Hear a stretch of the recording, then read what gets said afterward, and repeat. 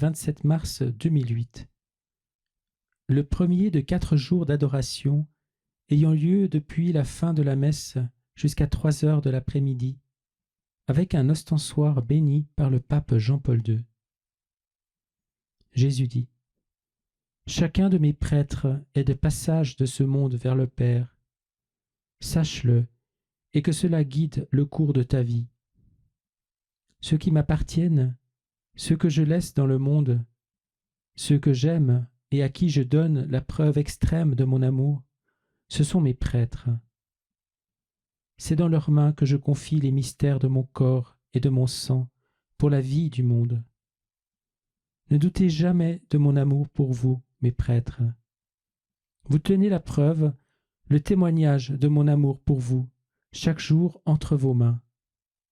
Moi-même, donné à vous et pour vous, et par vos mains à mon épouse l'Église. Vous qui me tenez dans vos mains, comment pouvez-vous douter de mon amour pour vous? Laissez-moi vous laver, et vous laver fréquemment, pour que vous puissiez vivre en ma compagnie et progresser dans le don de ma divine amitié. Venez à moi, que je puisse vous laver dans le sang et l'eau qui ne cesse de couler de mon cœur ouvert. Venez au torrent intarissable qui jaillit de mon côté. Venez, et d'autres âmes vous suivront là. J'attends, en vue de purifier mes prêtres, de guérir leurs blessures et d'enlever toute trace d'impureté de leur âme. Celui qui demeure dans le torrent qui ne cesse de couler de mon cœur sera pur comme je suis pur, car tel est le pouvoir de mon précieux sang.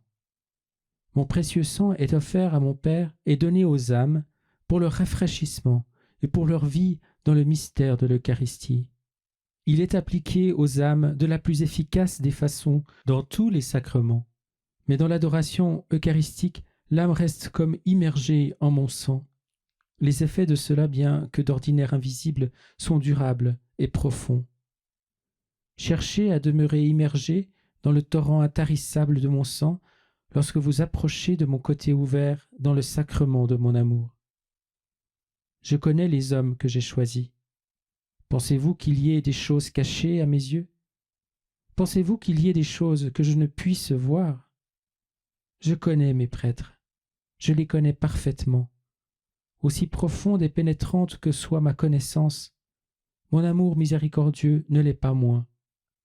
Je vois toutes choses, et rien de ce que je vois ne se trouve hors de portée de ma miséricorde. À l'exception de ce qui est délibérément retranché et volontairement occulté devant moi, alors même que je vois, et qu'en voyant, je pleure, parce que le désir de mon cœur est d'étendre ma miséricorde à toute faiblesse, d'enlever toute honte, de purifier toute âme souillée par le péché. Abandonnez-vous à ma grâce omnisciente et présentez à ma miséricorde tout ce que je vois en vous. Croyez-moi quand je vous dis ceci, l'homme qui accueille l'un de mes envoyés, mon prêtre, m'accueille, et l'homme qui m'accueille accueille celui qui m'envoie. Que cela soit votre règle, vous présentez invariablement comme mon prêtre, toujours et partout être mon prêtre. Ainsi vous porterez ma présence et celle de mon Père et notre bénédiction, c'est-à-dire l'onction de l'Esprit Saint, l'agréable odeur de notre charité, partout où vous irez. Le prêtre est le sacrement de ma présence. Je ne veux pas que ce sacrement qui est mien soit dissimulé. Affichez votre sacerdoce, que je sois votre première et seule identification, et je vous bénirai en toutes vos allées et venues. Le monde a besoin maintenant plus que jamais de la présence visible de mes prêtres.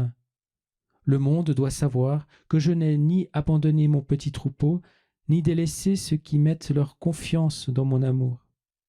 Soyez mes prêtres en toutes circonstances, et je remplirai votre cœur jusqu'à ce qu'il déborde de la douceur de mon sacré cœur. C'est le parfum de cette douceur qui attirera les âmes jusqu'à moi à travers vous, qui êtes les vases par lesquels je désire le répandre en tout lieu. Mes prêtres font bien en honorant la pauvreté et la discipline de l'habit ecclésiastique. C'est à la fois une protection pour eux et un signe d'espérance pour le monde. Assez de vanité, assez d'extravagance. Soyez de purs miroirs de ma sainte face dans le monde.